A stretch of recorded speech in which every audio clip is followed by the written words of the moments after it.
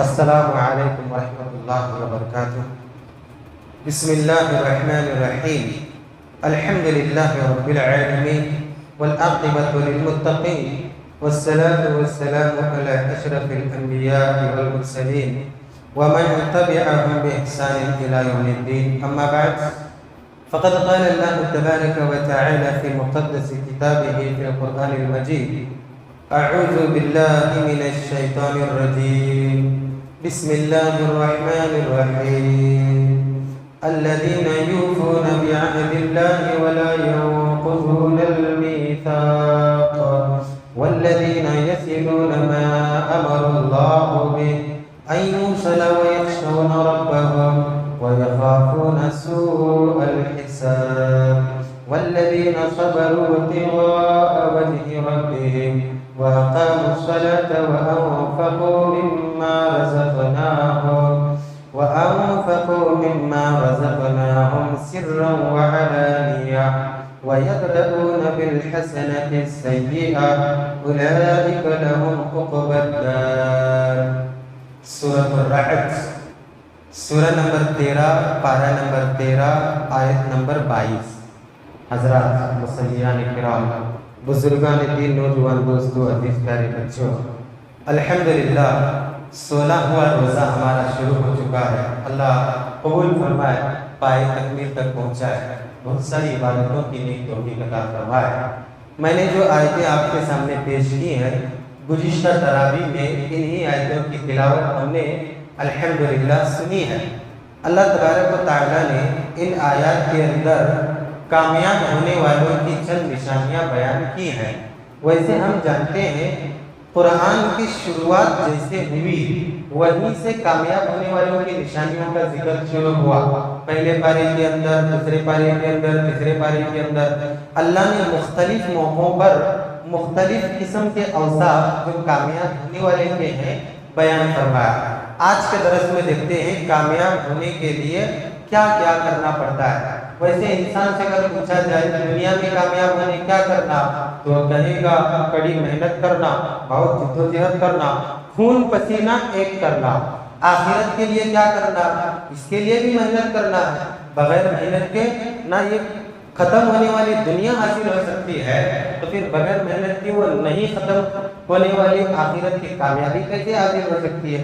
دیکھتے ہیں اللہ تبارک و تعالیٰ کیا فرماتا ہے۔ اللہ نے فرمایا کامیاب ہونے والوں کی نشانی: الذین یوفون بعہد اللہ ولا ینقضون المیثاق، جو لوگ اللہ سے کیے ہوئے عہد کو پورا کرتے ہیں اور کبھی عہد کو توڑتے نہیں ہیں۔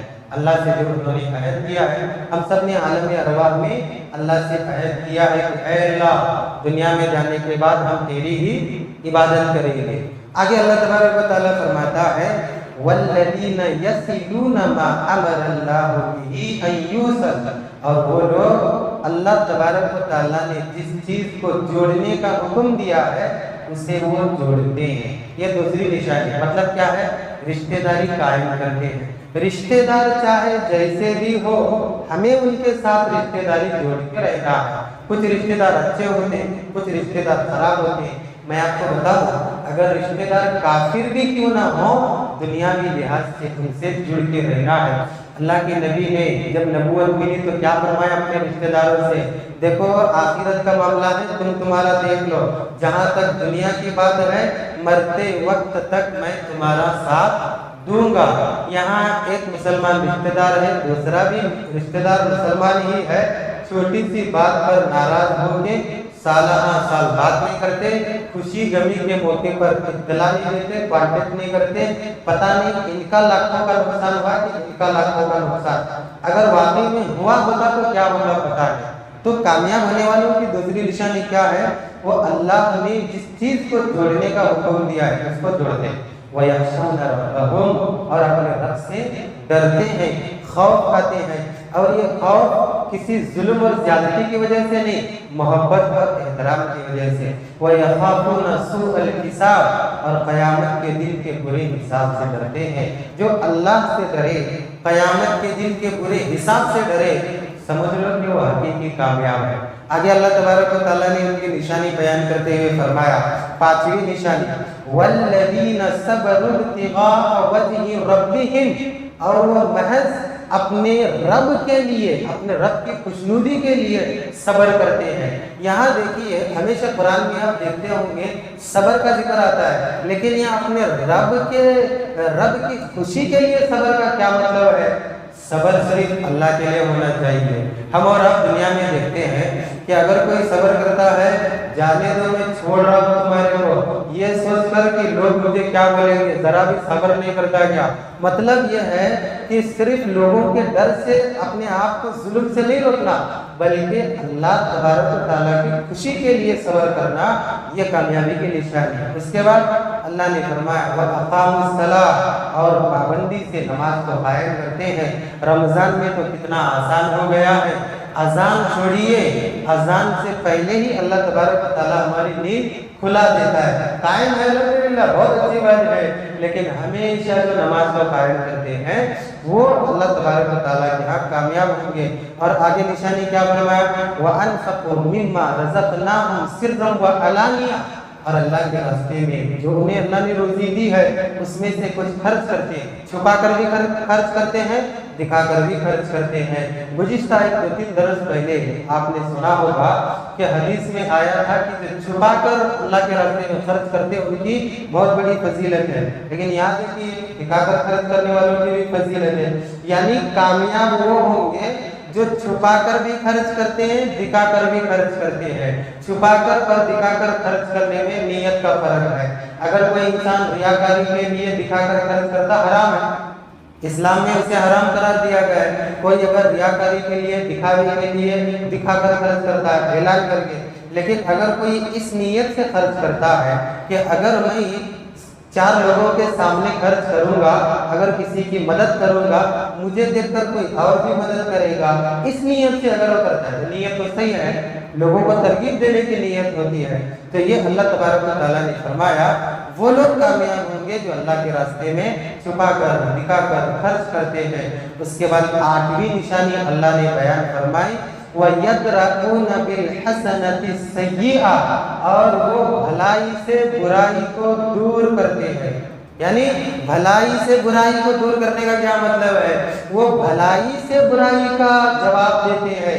ऐसा नहीं अगर कोई उनके साथ बदतमीजी करे, कोई उनके साथ बुरा सलूक करे, कोई उनके साथ बुराई से पेश आए तो ये भी उनके साथ बुराई से पेश आते हैं, ऐसा नहीं है, बल्कि अच्छाई से पेश आने वाले भी लोग होते हैं, बुराई से पेश आने वाले भी लोग होते हैं। इस दुनिया के सबसे अच्छे बेहतर अखलाक वाले इंसान नबी सल्लल्लाहु अलैहि वसल्लम के साथ भी लोगों ने बुरा बर्ताव किया है, तो हम तुम तो किस खेत के मूली हैं। उनको नहीं छोड़े, काटे बिछाए, सर के ऊपर ऊंट की ओढ़नी डाले, सर के ऊपर मिट्टी डाले, गालियां दिए, बुरा भला बोले, क्या क्या नहीं बोले, अल्लाह के नबी के साथ हुआ। सोचिए जरा, वो किसी का कुछ बुरा कर सकते हैं, नऊज़ुबिल्लाह, वो किसी के साथ बदतमीजी करने का सोच भी सकते हैं। एक आयत है, शायद अभी नहीं आई है, आगे आएगी। उस आयत के तर्जुमे में एक शायर ने एक बहुत अच्छा कौल नकल किया है कि नबी इतना मेहरबान था, कांटा उम्मती के पैर में चुभता तो वह दर्द अपने दिल में महसूस करते थे। इतने प्यारे, इतने रहम दिल, शफीक, मेहरबान नबी के साथ लोग बुराई करें तो फिर हमारे तुम्हारे साथ भी लोग कर सकते हैं, और होता है ऐसा। अच्छे लोग भी होते हैं, बुरे लोग भी होते हैं, लेकिन अगर कोई किसी के साथ बुराई का बर्ताव करे तो वो बदले में अच्छाई का जवाब देते हैं। अल्लाह के नबी को एक बूढ़ी गालियां देने लगी, रास्ते में मिली वो औरत, नबी सल्लल्लाहु अलैहि वसल्लम ने पूछा इतनी बड़ी गठरी उठा के कहाँ जा रहे हो?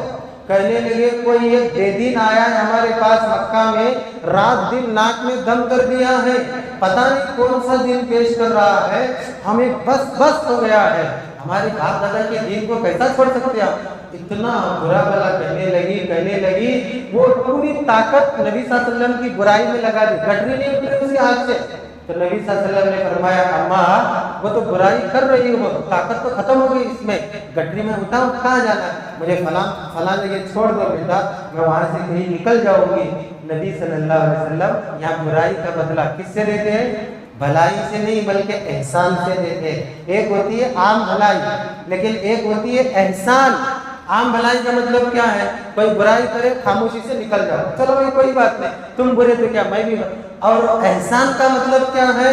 اگر کوئی برائی کرے تو ہم الٹا اس کے ساتھ اچھائی سے پیش آئیں, یہ احسان ہے. نبی صلی اللہ علیہ وسلم اس کی گٹری اٹھائے اور جہاں تک ان کو لے جانا تھا وہاں, اور نبی صلی اللہ علیہ وسلم کوئی نوجوان نہیں تھے, 40 سال کی عمر میں ان کو نبوت ملی ہے, یعنی نوجوانی ڈھلنے کی عمر میں. گٹری اٹھائے لے گئے اور جا کر وہ عورت پوچھتی ہے, بیٹا میں تو تم کو نہیں پہچانی, وہ تو ہے جس کو میں برا بھلا بول رہی ہوں, تم کون ہو؟ نبی نے کہا وہ تو نہیں, وہ تو میں ہی ہوں جسے تم برا بھلا بول رہی تھی. اس عورت نے کہا, بیٹا اللہ کے بنا میں اتنے اچھے انسان سے دور بھاگ رہی تھی, اشہد ان لا الہ الا اللہ واشہد ان محمد عبدہ ورسولہ. یہ فائدہ ہوتا ہے.